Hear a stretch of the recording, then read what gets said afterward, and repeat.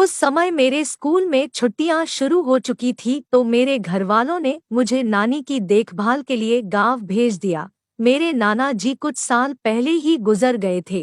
मेरी नानी और मेरे इकलौते मामा एक साथ रहते थे। मामा की शादी तो हुई थी लेकिन उनकी अपनी पत्नी के साथ अधिक बनी नहीं और शादी के कुछ साल बाद ही उनका तलाक हो गया था और उनका कोई बच्चा भी नहीं था। नानी के घर आने के बाद मैंने घर के काम का काफी जिम्मा अपने ऊपर ले लिया था ताकि मेरी नानी को कुछ दिन आराम करने को मिल जाए। एक दिन रूम में मैं बेड पर लेटकर टीवी देख रही थी तो मामा भी मेरे पास आकर बैठ गए। मैं बेड पर पेट के बल लेटी हुई थी कि तभी अचानक मुझे अपने पीठ के पास किसी के छूने का एहसास हुआ। जब मैंने पलट कर देखा तो मेरे मामा ने अपना हाथ मेरे पीठ के नीचे रखा हुआ था और कुछ अजीब तरीके से लगातार मेरे उस हिस्से को देख रहे थे। उनकी ये हरकत मुझे बिल्कुल भी अच्छी नहीं लगी, लेकिन मैं उनकी इस हरकत को नजरअंदाज करके वहां से चली गई और उनकी इस हरकत के बारे में किसी को भी नहीं बताया। कुछ दिनों बाद अचानक एक दिन नानी की तबीयत बहुत खराब हो गई तो मामा ने नानी को हॉस्पिटल में एडमिट करवा दिया। उस हॉस्पिटल में किसी को भी रात में रुकने की इजाजत नहीं होती थी, इस कारण मैं और मामा दोनों घर चले गए। खाना खाने के बाद मैं नानी के कमरे में अपना कुछ काम कर रही थी। तभी मामा ने मुझे आवाज दी जो कि अपने रूम में थे।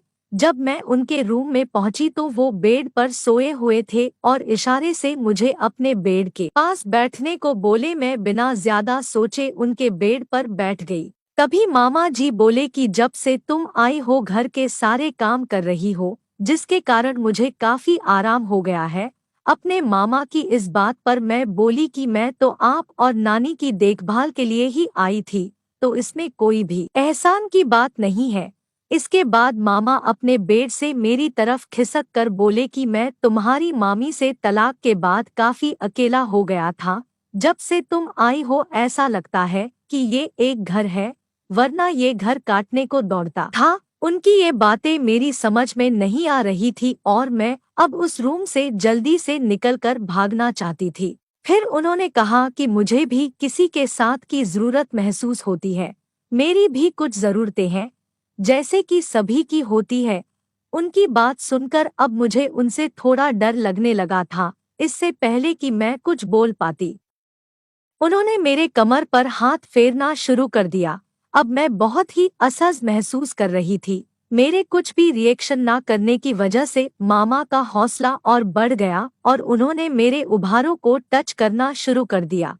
फिर उन्होंने कहा कि तुम्हें भी तो जरूरत महसूस होती होगी, तो क्यों ना हम दोनों अपनी जरूरतें एक दूसरे से पूरी कर लें और इसके बारे में किसी को कुछ पता भी नहीं चलेगा। उनकी बात सुनकर अब मैं उनके इरादे समझ गई थी, इसलिए डर के कारण मेरी जुबान पर तो जैसे ताला लग गया हो।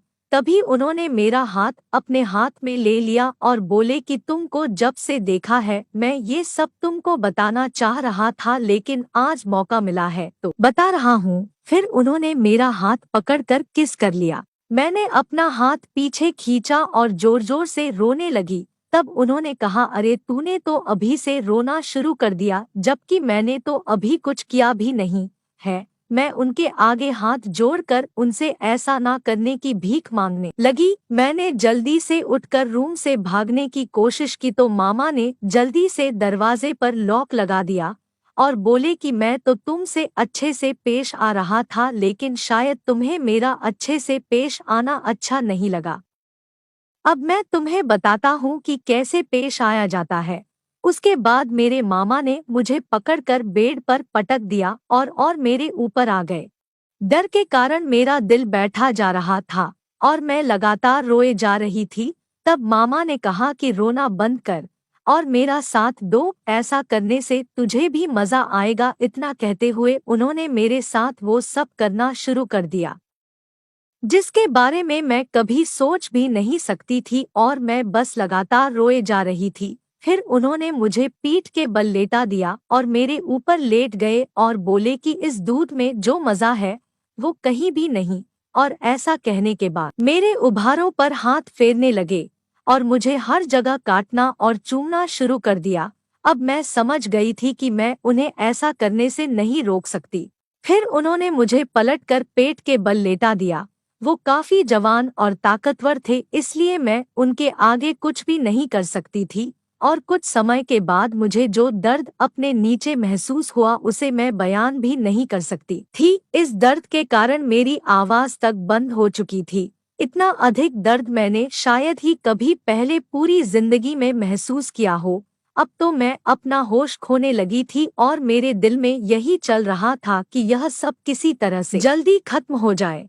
फिर काफी देर के बाद जब मेरे मामा ने अपना काम खत्म किया तब तक मैं बेसुध सी हो चुकी थी। जब मुझे हल्का हल्का होश आया तो देखा कि मेरे मामा उसी रूम में बैठकर मेरे होश में आने का इंतजार कर रहे थे।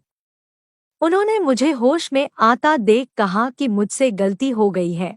मैं खुद पर काबू नहीं रख पाया, प्लीज इसके बारे में किसी को कुछ भी ना बताना। मैं बस किसी तरह से उनसे दूर जाना चाह रही थी, इसीलिए मैंने उनकी हाँ में हाँ मिला दी। उसके बाद मैंने अपने कपड़े सही किए और जल्दी से नानी के कमरे में आकर अपने घर वालों को फोन करके सब कुछ सच सच बता दिया।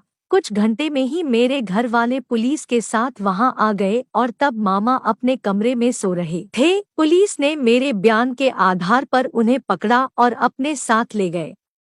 मेरे घर वाले मेरे मामा के इस कृत्य से बहुत ही अधिक शर्मिंदा और गमज़दा थे। उसके बाद मैं अपने घर वापस आ तो गई, लेकिन इस सदमे से उभरने में मुझे बहुत लंबा समय लग गया। दोस्तों, ये कहानी तो एक काल्पनिक कहानी है, लेकिन ये हमें बहुत सी सीख देती है कि आज के समय में जानबूझकर कभी भी अपने बच्चों को किसी अकेले व्यक्ति के पास रहने को कभी ना भेजें, भले ही वह आपका बहुत करीबी क्यों ना हो। और अगर ऐसा कोई भी हालात आ जाए तो अपनी सुरक्षा के लिए जो भी कर सकते हो उसे करने की कोशिश करनी चाहिए, ताकि आप और आपका परिवार सुरक्षित रह सके।